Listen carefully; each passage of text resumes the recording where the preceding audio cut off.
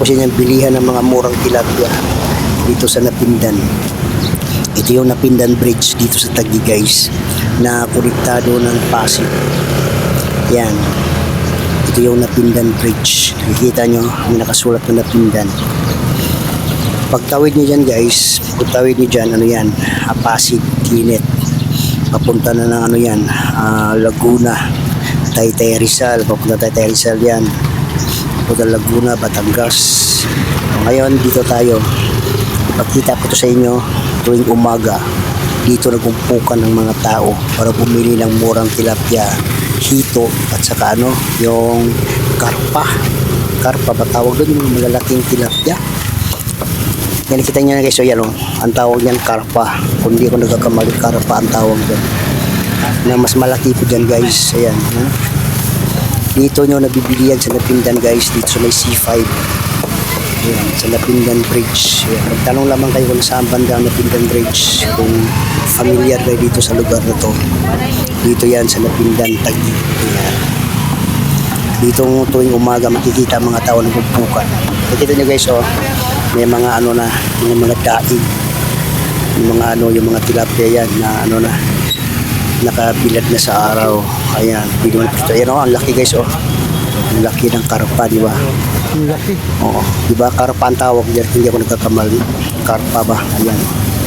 Ang daming ano dito guys, tilapia na may bibili mo lamang ng 30 pesos ang isang kilo, 40, 50, 70 pesos, dipindi sa laki. Dito guys, oh, mga hito naman yan. Yan, hito. Ayan, oh, buhay pa, oh. Kita nyo, gumagalaw pa yan. Buhay pa yan. Masarap yan guys. May ano guys, kung gusto nyo mag-escabeche, yung sweet and sour, masarap yan guys, yung hito. Yan ang the best na luto dyan. At saka ano, ginataang hito. Masarap yan sa ginataan. O, diba? Dito tuwing umaga makikita mo yung mga tao nagpupukan yan. Nagsipilihan ng mga murang tilapia. Yan guys, oh.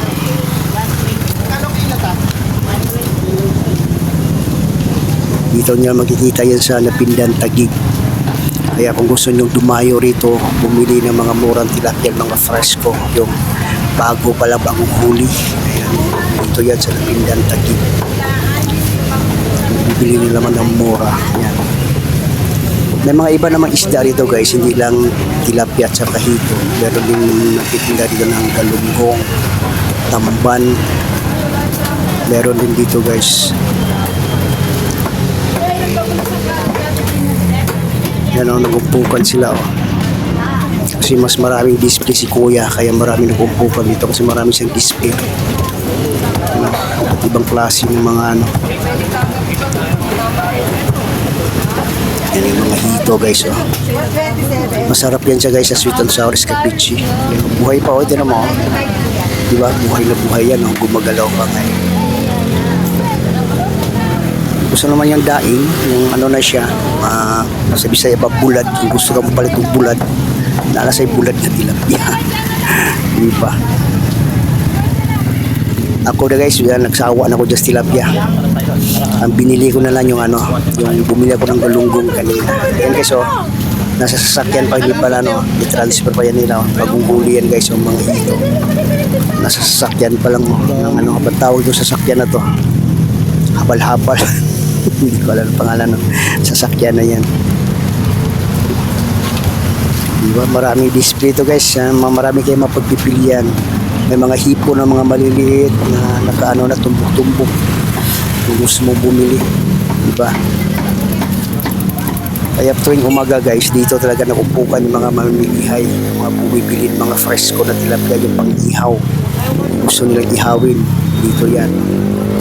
Diba, pero ibang mga tao guys, yung mga taga Napindan, yung medyo may kaya sa buhay, hindi talaga bumibili niyan kasi naisip na nila daw, hindi daw ano, basta alam nyo na, mga ganon. Mas gusto pala nila yan galing sa fish pan kasi malinis daw talaga. Diba, may mga ano din guys, mga seafoods, meron mga seashells, tawag dyan, seashells, meron din. Diba, pupukan, ayan o, diba. Yan guys, ang laki oh. Yan ang laki ng mga karpa. Ang laki. Diba, mga malalaking karpa. Masarap yan pang ihaw. Pero yung anak ko ayaw bumili niyan. Iwan pa sa kanya. Pagkain naman yan. So, may binili na yan, nililinis na. May nakabili na yan, oh. Yan, oh. Ready na pang ihaw yan, oh. Sarap yan, oh. Tapos lagyan mo ng maraming mga lamas sa loob, kamatis, sibuyas, bawang, di ba? Luya. Masarap na yan. May mga bangus din, may bangus. Ayan. Ito yung tumbok-tumbok na ano, ayan, oh, ano tawag na tamban. Ito naman yung ano, galunggong. May mga isda din naman. Bangos, oh. Yung kanina, yung galunggong yun na binili ako guys. Mura lang guys, 150 lang isa.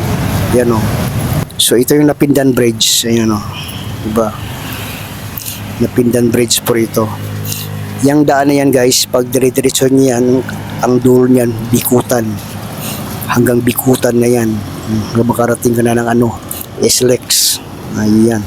Papuntang Batangas. Papuntang ano, tawag na Tagaytay. Dito mas kabila, yan naman yung papuntang Kenneth. Papunta yan ng Laguna. Papuntang Taytay Rizal. Ayan. Pero karugtong na rin guys yan ng ano, papunta ng Pampanga.